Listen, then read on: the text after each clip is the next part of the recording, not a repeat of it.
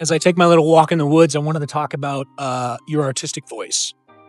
And I was thinking about, we look at like Van Gogh and Picasso and we think of them as like these fixed icons.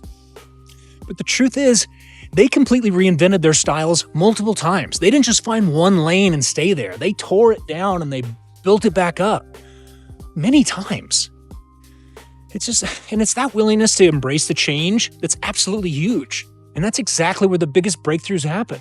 I mean, we talk about like this artistic voice, like it's this static thing you're born with, like eye color, but it's not. It's alive. It evolves. It evolves as you grow, as you hurt, as you learn. And that's exactly what we're diving into today.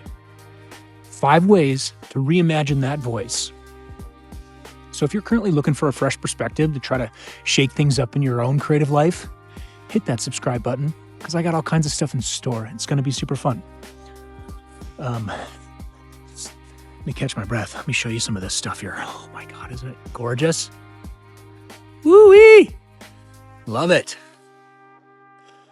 All right, so think of your artistic voice as like a fingerprint.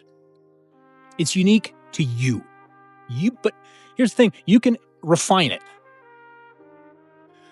So when you create, you aren't just making something pretty. You're telling a story that only you can tell because it's your history, your emotions, your perspective. So how do you unlock that? I think first you have to get uncomfortable. You have to experiment with different mediums. If you're a painter, pick up a camera. If you're a master sculptor, try writing. The point is to not be perfect. The point is to shock your system. That way, you'll find out what you love. And more importantly, you'll find out what you hate. And I know like stepping out of your comfort zone is super intimidating, but that's where the magic is hiding. Because when you switch mediums, you're essentially giving yourself permission to fail. And you need to give yourself permission to suck. Because that's where the real learning happens. You know? God, it's gorgeous up here. Your personal life is the biggest fuel source you have. Don't hide the things that shaped you. The relationships, the struggles, the wins. Use them. Because when you're vulnerable in your work, that's when people stop and they stop scrolling and they actually connect with you. Because you aren't just seeing an image. Or they're not just seeing an image. They're feeling your inner world. And feedback is important. Don't create in a vacuum. You don't need just praise. You need real constructive criticism. And it stings, I know, but it honestly can be a game changer for growth. And while you're at it, look backward, study the greats, see how they pivoted.